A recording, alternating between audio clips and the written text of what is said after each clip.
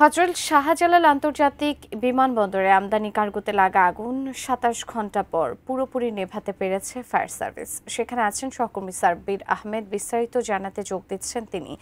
সাব্বির, আমাদের কি জানাবেন, এই যে আগুন লাগার আসলে উৎস এবং কারণ কিছু জানা গেছে কিনা, সেই সাথে ব্যবসায়ীরা নিশ্চয়ই ইতিমধ্যে বিমানবন্দরে এসেছেন, তাদের কাছ থেকে কি জানতে পেরেছেন বা তাদের ক্ষতির পরিমাণ সবকিছু মিলে আমাদের কি জানাবেন? ধন্যবাদ সুজানা। আপনি জানেন যে হযরত শাহজালাল আন্তর্জাতিক বিমানবন্দরের যে আমদানি কার্গো, সেই আমদানি কার্গোতে আগুন লেগে পুরো সবকিছু আসলে ছাই হয়ে গেছে এবং আমদানি কার্গোতে আগুন লাগার কারণে কিছু সময়ের জন্য আমদানি করা যে পণ্যগুলো ছিল সেই পণ্য আমদানি বন্ধ ছিল এবং পাশাপাশি যে পণ্য খালাসকরণের যে বিষয়টি সেটি কিন্তু বন্ধ ছিল।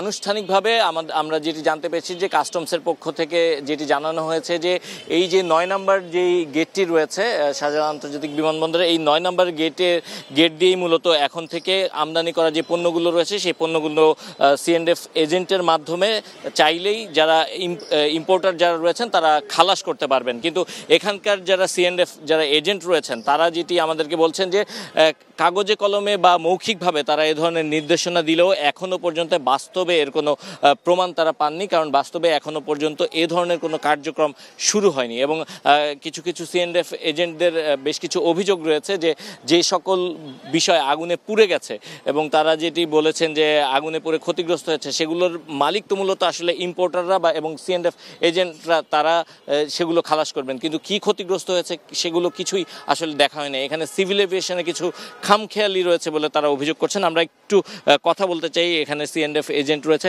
আপনার কি পণ্য ছিল এবং আপনি একটি অভিযোগ? পণ্য ছিল ভাইয়া, আমাদের পণ্য ছিল। কালকে যখন আগুন লাগছে, এটা খামখেয়ালিটা শুধু সিভিল এভিয়েশনের না, এটা খামখেয়ালি যে শুধু এই যে ফায়ার সার্ভিসের জন্য। ওরা যেই যেটুকু জায়গায় লাগছে ওটা আগুন দিলে ওখানেই কুরিয়ার মাধ্যমে শেষ হয়ে যাইতে পারতো, কিন্তু এই আগুনটা খামখেয়ালি করে ওরা ভিতরে পানি দিল না। পানি আনতে আসি 5 মিনিটে পানি শেষ হয়ে গেছে। এরপরে আস্তে আস্তে সব লাগিয়ে আছে, টিন শেডগুলো হয়েছে যে প্লাস্টিকের, ওটা ধরছে পরে পুরোটা গোডাউন A to Z পর্যন্ত একবারে কাটারিং সেন্টার পর্যন্ত, ফ্লাইট কাটারিং সেন্টার পর্যন্ত চলে গেছে। এখন আমাদের কথা হয়েছে, আমাদের তো মাল পড়ছে, আমাদের মনে করেন ইম্পোর্টার 8-10টা ইম্পোর্টারের মনে করেন আমার 7-8টা শিপমেন্ট, মনে করেন 50 কোটি টাকার মাল পুড়ে গেছে কালকার। এরপরে ভাড়া আছে, কেনা আছে। এখন ঘটনা হচ্ছে ইম্পোর্টারের তাদের দিকে চাই হইলো আমরা যে মালগুলা এখন আসবে এগুলা তাড়াতাড়ি ছাড় দেওয়ার জন্য আসছি, কিন্তু এখানে ওই পরিবেশ এখন পর্যন্ত সৃষ্টি করে নাই।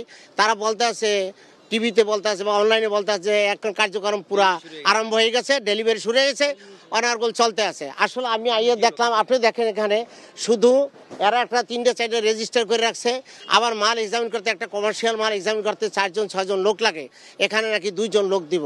তাই মাল কাটবে কে আর দেখাইবে কে বিচারে, আর এর সেলাই করবে কে? এই একটা পয়েন্ট বলছিলেন যেগুলো ক্ষতি বলছিলাম। আমার এক ফ্রেন্ড, ওর নাম সেলিম আজাদ, ওর এক ইম্পোর্টারের মাল হয়েছে আপনার 200 পিস্তল ছিল আর 1000 বুলেট ছিল, এগুলো পুড়ে গেছে। তাই লোহা লক করে বুলেট পুড়ে শেষ হয়ে গেছে, এটা ফাইটে যাইতে পারে স্বাভাবিক, আগুন জ্বল লাগতেন। যে আগুনে যে লোহা লক্কর জিনিস ইন্ডাস্ট্রিয়াল, সেগুলো পড়লে তো ভাই লোহা, এগুলো তো এখানেই থাকবো, কার্টুন পুড়ে যাবে। কিন্তু সেগুলো নেওয়ার দায়িত্ব কি তাদের? সন্তান জন্ম দিলেন আপনি, সন্তান মৃত্যু হয়েছে, আপনাকে তো এক নজর দেখাবে। সে না দেয়া এরা পরিষ্কার পুরোটা পরিষ্কার করে ফেলাইছে। এই জিনিসগুলো কোথায় নিয়ে গেল? যে লোহা লক্কর জিনিস, এগুলো তো রিপেয়ারিং করা যাইতো, এগুলো পোড়ার তো কিছু নাই দাদা। স্বর্ণ পড়লে এটার কিছু হয়, একটু কালারই হয় আবার ঠিক হয়ে যায়। এইগুলা ইনস্টারুম, ডিজিআর এই জিনিসগুলো ছিল, এগুলো তারা নিয়ে গেছে। এখন শুনলাম বলে এগুলো মাঠ পরিষ্কার কেউ দেখতে দেন, এগুলো সব পরিষ্কার করে নিয়েছে। তাহলে কোটি কোটি টাকার যে বেচারা 30 লক্ষ টাকা 38 লাখ টাকা ট্যাক্স দিয়েছে ওই দিনকার। আমরা একটা 36 লাখ টাকা ট্যাক্স দিয়েছি 388 কার্টুনের মালে। চায়না মালটা আমাদের দিল না, বৃহস্পতিবার আমাদের রিকোয়েস্ট করলাম, দিল না, রবিবার দিন দিব। এই যে মালগুলো যে ক্ষতি হইলো 5 মিনিট 10 মিনিটের জন্য এত বড় একটা ক্ষতি হয়ে গেল, একদিন জবাবটা কিনা দেবো? এখন ইম্পোর্টার এসে যে বলেন আমার মাল আমি দেখা তারপর আপনার পরিষ্কার করবেন, নিবেন, আপনার মাল না দেখাই আর কেন নিয়ে এলেন? কি জবাবটা দেবো বলেন? এখন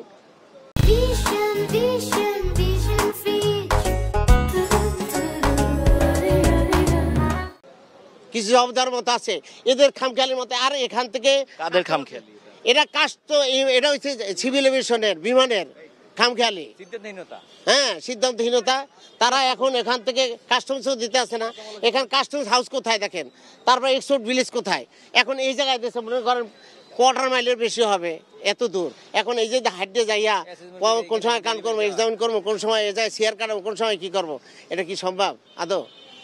শুনছিলেন এরকম আরো অসংখ্য সিএনএফ এজেন্ট রয়েছেন যাদের অভিযোগের আসলে শেষ নেই। কারণ এই পুরো ঘটনাটি জুড়ে আপনারা জানেন যে যখন আগুন লাগা থেকে শুরু করে পুরো সময় জুড়ে সিভিল এভিয়েশন অথরিটিকে আসলে দুষছেন যারা সংশ্লিষ্টরা রয়েছেন, এবং তাদের যেটি ভাষ্য যে যাই ক্ষতিগ্রস্ত হয়েছে সেই জিনিসগুলো দেখার অধিকার তাদের তো রয়েছে, কারণ এই পণ্যগুলোর মালিক তো মূলত তারা, এবং এই জন্য তারা সরকারকেও ট্যাক্স দিয়েছেন, কিন্তু তাদেরকে না দেখিয়ে এই জিনিসগুলো সরিয়ে ফেলা হচ্ছে বা মুখে মুখে বা নানাভাবে বিভিন্ন জায়গায় যে প্রচার করা হচ্ছে যে আসলে এক্সপোর্ট শুরু হয়েছে বা পণ্য খালাস করা হচ্ছে, সেই পণ্য কিন্তু আসলে আদতে খালাস করা হচ্ছে না।